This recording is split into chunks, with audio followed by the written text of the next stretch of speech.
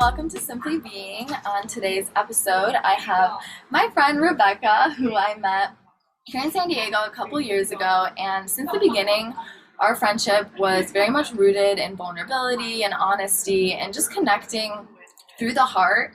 And so I felt that she would be such a good person to have on this podcast. And after making our list of things, we realized that the two big themes in this podcast episode will be the spiritual practice and spirituality in general in our everyday lives, and also helping us with our challenges, as well as relationships and how everything plays a role in each other.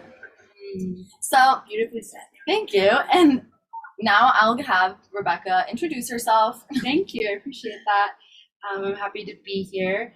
It's funny how Fiorda and I met the first time at this pool party. I was just thinking about that just now, like how, our friendship has grown since then. It was actually one of my first ever DJ gigs. And Fiorda was there, and it was like this photo shoot pool party in the summer, I think 2 years ago, right? Yeah. I think so. A year It was and a like half? yeah. Wow, that's so long ago. I can't believe it's been so fast. But right now, some of the things I'd like to share about me. I've been living in San Diego for a little while, and I really love it here. I love the music scene here, and I've been DJing for two-ish years now, and I really, really love everything that whole part of my life has given me, outside of the everyday pursuits that we think we need to accomplish, like, oh, okay, get a degree, okay, I went to school, did all of that, what is that going to look like after school? And it's crazy how sometimes our passions are the things we want to associate most of our identity with, in this whole soul-searching mission that we're going through. So hi everyone, my name is Rebecca. I am a DJ and sound healer, and just love sharing my gifts and music and intentional experiences with people in whatever capacity that I can with my work and my gifts. And yeah, I think that's it for now. That was such a beautiful introduction. Thank you. Oh, it's just like the conversations that we have with each other, and all the way that you're able to experience the world and speak about it, which, like I said, is rooted in this desire to spread truth, essentially. It is the reason I think that we have gotten this close. So I really appreciate that about you. Thank you for sharing and being here. So with that, how would you say your journey towards your soul's purpose and purposes has started? Wow, what a beautiful question.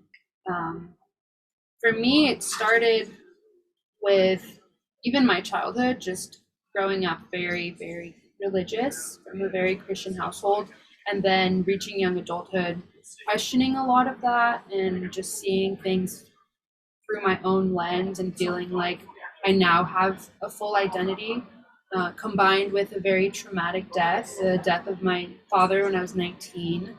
Those two combinations were catalysts for me in this pursuit of what does it mean to be in touch with myself and understand what is my higher self want for me, right? Like, what is she there to show me, and what am I meant to see and to learn and to experience in this lifetime?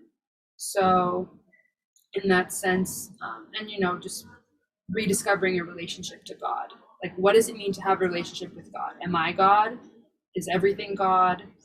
Is there just the God of my fathers and my mothers? Like, is it, something to explore? So I think around 21 was when I really had, like, what you would call a spiritual awakening, from just waking up at this music festival. And a lot of the people who are my friends have heard this story before. But I was at this music festival, and I was on a few different things, which I won't name.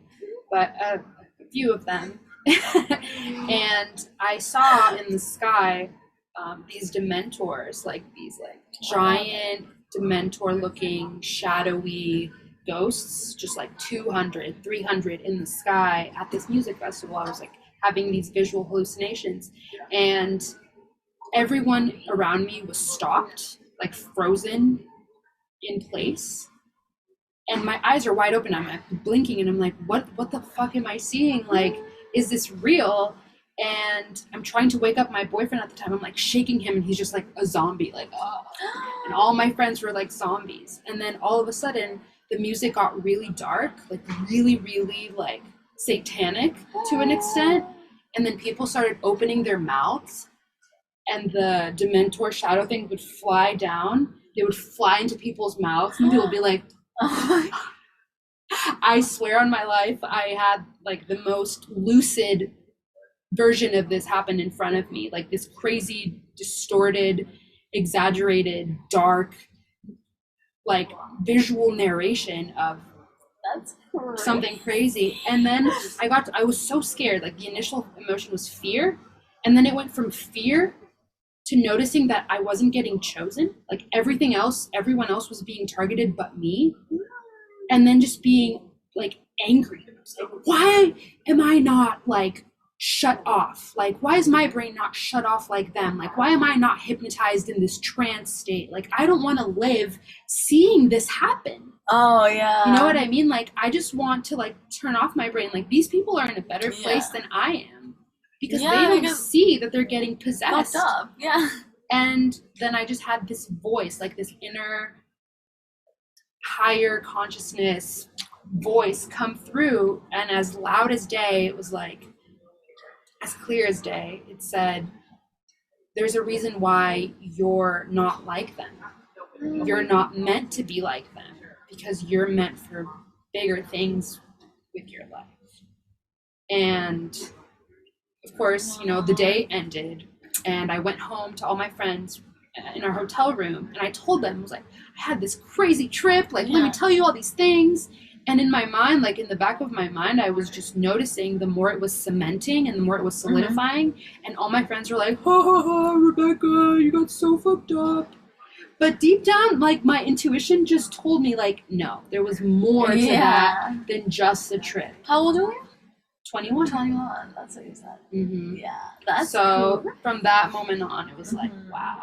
Everything just started unfolding, and I was noticing more, you know. Wow, that's literally because you saw, like, I don't know why, but because, in my opinion, it's because I think you saw that nothing, like, what is reality? Mm-hmm. What is just in our heads? What does that mean? Like, is what's in your head reality? So that means, why can't I create this deeper meaning in my own brain and understand and go through the world that way instead of just being asleep to everything, like how your friends were like, oh, that's so fucked up, or you were so fucked up. It felt really like invalidating of the experience, like the demeanor and the tone and the exaggerated, like, oh, of course that was awful, you know, versus like, what an interesting point. No, you know, they just kind of went straight to negating any possibility that there was a deeper meaning to it. Not that it was real, because like you said, what is reality? But like, it was really real to me in my experience. What, you know, country were you in? The U.S. Oh, it was a hard summer. Oh, okay. So I meant what state? Like California. Yes. Okay. It was at a music festival called Hard Summer every August in Southern California, and it's very hot.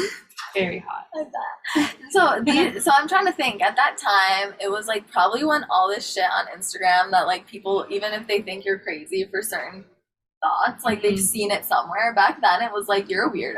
Yeah. Like if you think like that. So was when your spiritual practice and your soul's mission began, did you feel supported by those around you? No, not at all. I relate to that so hard. Not at all. I felt so isolated. I was like so misunderstood and isolated. Like none of my friends were my friends anymore. I was like, who are these people that I've been associating myself with? Was this like 2015? No, that was like later. I'm gonna cut this out because I don't. 2000. You're 21. That's like 6 years ago. I'm not gonna keep this in You can if you want to. there. I'm trying to remember when this happened. I'm trying to relate it to my life, like, because I just felt so crazy, like, when I was like going through maybe these like thoughts. 5 or 6 years pre-COVID. Yeah, that's exactly what it was, and like that's why now, some like I'll just think back to myself back then, and even when things aren't going perfect, I tell myself, like, remember when you felt crazy and weird for going through these moments of like realizations and being able to, or not being able to connect to others about it. And now there's so many people, and like I sometimes get in my ego of like, they don't know what they're talking about, they're this, like, still pointing fingers. But at the end of the day, I am so grateful that it is becoming more normalized to get deeper with yourself, if that makes sense. Yes, now there's so many more resources. There's so much more, That's what like, on social media about self-awareness and practices to regulate your emotions and mindfulness, and it's just become a lot easier to have access to that information and a lot more credible by society, you know, to care about that, to even care about it, you know. Everything is divine, so like whatever reel you're on, like, of course sometimes it's just like an algorithm of like trying to get you attached, but the way I see it, sometimes I'm like, okay, I'm meant to sit here and just like read it and observe it, and how does this relate to my life? And sometimes you get some meaningful stuff, or like a holistic psychologist, that girl got it going on. She has helped me. She's tapped so in much. Yeah, she's very tapped in. I definitely think, like, I can relate to that very heavily, the point of the duality of being spiritual, quote unquote, and what that's supposed to look like. I don't think there's a cookie cutter look. I think everyone is doing the best they can given the resources they have. Like, if you grew up in a family where those resources were available to you, if you grew up in a family where they weren't, and now you're coping as an adult with that in society, dealing with all the challenges that everyone has to face on their own, is tough, you know, is really tough. So I definitely think, like, for me personally, growing up in a very safe environment, very like traditional in many ways, and now, like, I feel like I was not well equipped to deal with my own emotions and to deal with my own understanding of self when I entered adulthood. Thank you so much for sharing that, because that like brings us to so much, like, shadow this, that. Because when you said not cookie cutter, I really like want to emphasize that, because I do think that sometimes, like, even just being in communities where it's like all like we love and respect and this, you feel isolated. Just from my own perspective, I felt that isolated, because I'm like, I don't know, like, I know these things, but knowing them and doing them is so different. Like, you know what I mean? Like, I know I'm supposed to respond and not react, but like sometimes I want to scream. So where is that line? You know, like, you can still be in your spiritual practice. This is like a note to myself too, and still go through these moments. And actually, not you can, but being in your practice actually is crucial in being able to deal with these emotions and like be able to go inward and realize, like, okay, where is this coming from? And like also that dance between that and analyzing to just doing it and like observing. I really like what you said earlier about feeling your emotions and not over analyzing that. Remember you said, like, I really love that. I'll share that. So basically, we were talking about how as humans, no matter how mature you are, no matter how grounded you are, no matter how much you meditate and work out and do all the right things to keep yourself as sane as possible, you will have human emotions come up that sometimes are big and bold and intense, and you have to deal with them. You can't just shove them under the rug and you're like, whoa, like, I have to deal with this. And for me, what's been really helpful when those emotions happen, because like you said, Fiona, like, I'm looking at you. It's like you. Perfect. Is analyzing like, oh, I'm noticing this emotion. Like, let's give an example. Jealousy, right? This is what we were talking about a little bit earlier. Because I think it's a big emotion. Jealousy. You know, it comes and it's like, wow, like I'm here. Oh, you're gonna try to run away? Yeah, it whacks you in the face. It's like, you're gonna pretend like you don't notice I'm here? Bitch, let me make myself even louder. Let me like seep through the cracks in your demeanor, and you're like, fuck, I feel this right now. Like, I can't run away from it. Thank you. So then, at that point, for me, I notice. Number one is I notice, like, what is present? Oh, it's jealousy there. Like I don't like that she's there, you know. But like, okay, hi. So what do I owe your visit, jealousy? You know, you kind of interact with the emotion, and this is all in like a split second interaction in your head, right? Where you're just like going within. You're saying, what's up? What's up, jealousy? And jealousy is like, that didn't feel good. Like that thing that just happened just now, like what was said, like what you noticed, like that didn't feel good at all. Mm-hmm. I'm like, okay, thank you for letting me know, jealousy. Like that didn't feel good. Why? Like, what about that situation or that interaction or that person? Like whatever it is. Like, what about it didn't feel good? And you just keep going until you come to a conclusion. And by the time you come to a conclusion, whatever the conclusion is, even if it's not a fully resolved conclusion, you just use the metric of, do I have peace in my heart? Or do I feel like this is still worth bringing up? And I'm like, most of the time I feel a lot more peace in my heart than the desire to bring it up. But then if it's a recurring emotion, then you're like, okay, this keeps coming up for me, and there's nothing within my arsenal of personal tools that I can do to resolve it in this moment. And it's something related to you, this other person, you know, and that kind of touches on the topic of relationships. Yeah. Right? Perfect. So at that point, you're like, how much of this emotion is worth sharing with you? You know, you may have contributed to this emotion, but are you in a space to receive the emotion? Or am I in a space to neutrally speak on the emotion? Because if the emotion is still very heightened, I would rather not talk about it. I'd rather take a breath and like just let it seep a little bit. Beautiful.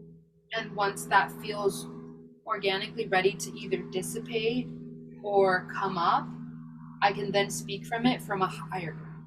100%. A higher, That's, you know? so beautiful. And I will play this over and over. And it's a lifelong journey too. Sure. I'm not gonna like pretend like I do it perfectly every time.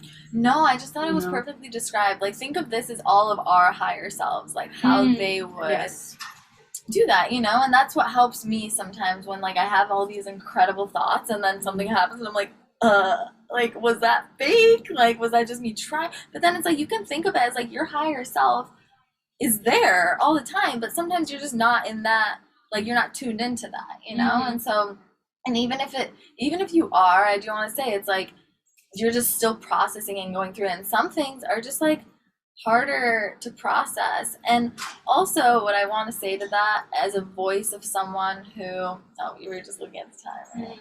I thought you were like, no. What? No, sorry.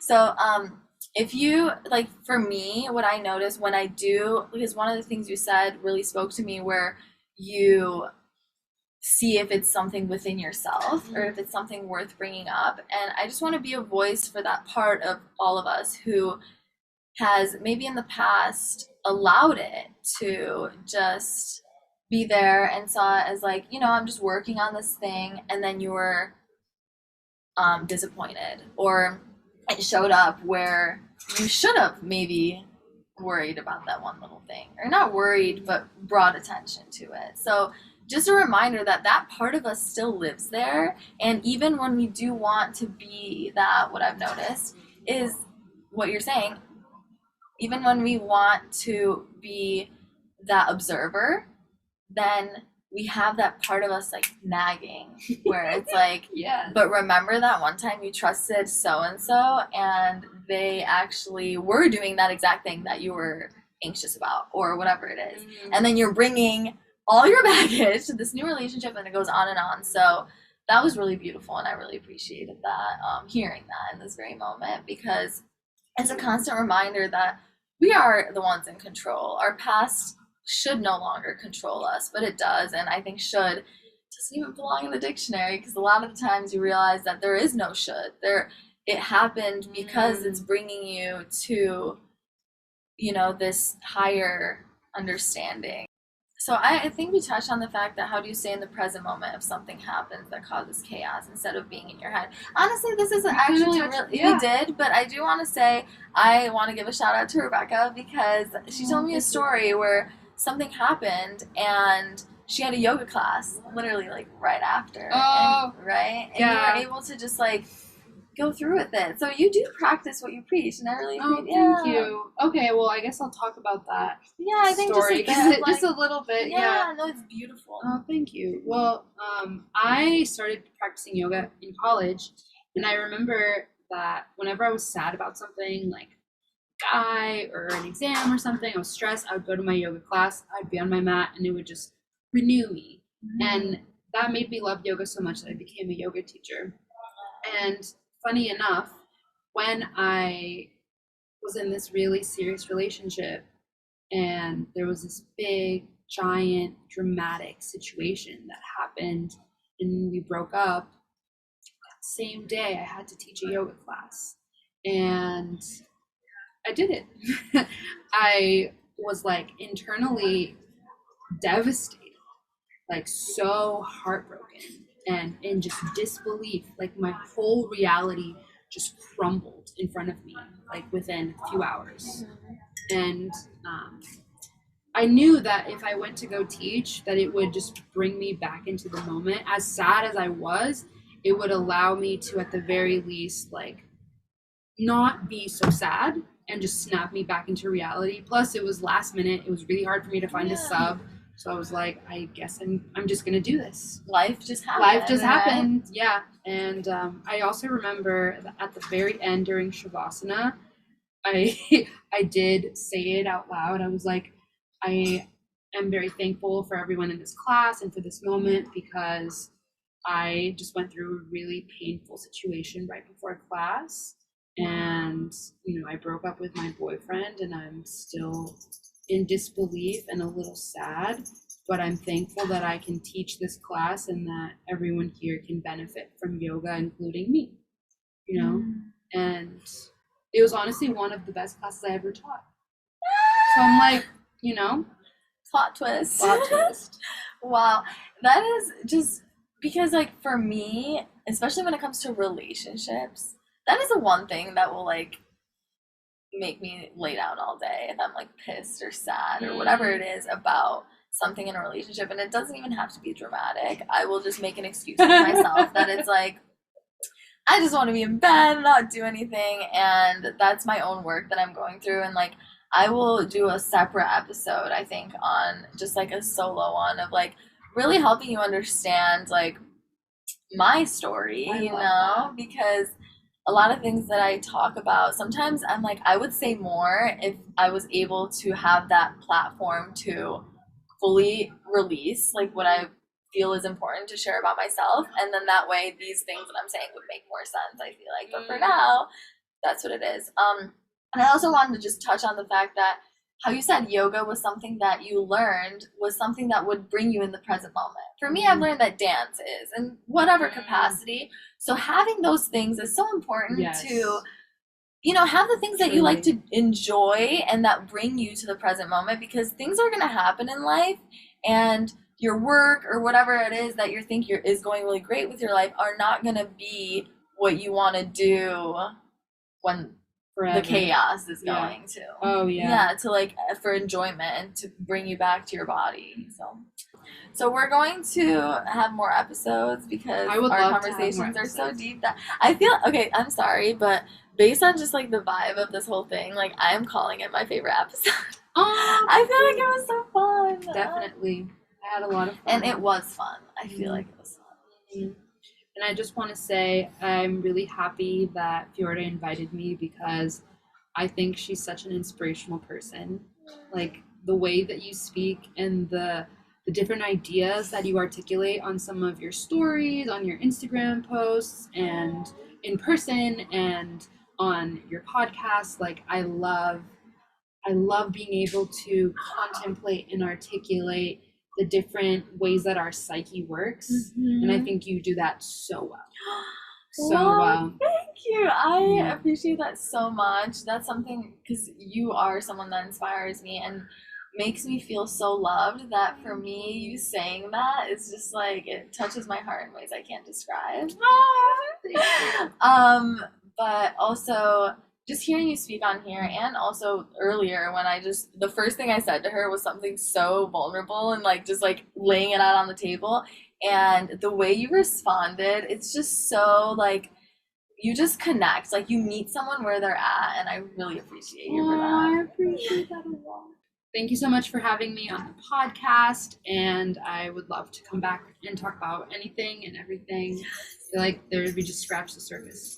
Yeah, thank you all for tuning in. Yeah. And we will for sure, I think I got inspired to say that we will do little polls and things that people can actually ask questions, and I would love to see what they have for you to answer. I would love that. Yay! Thank you.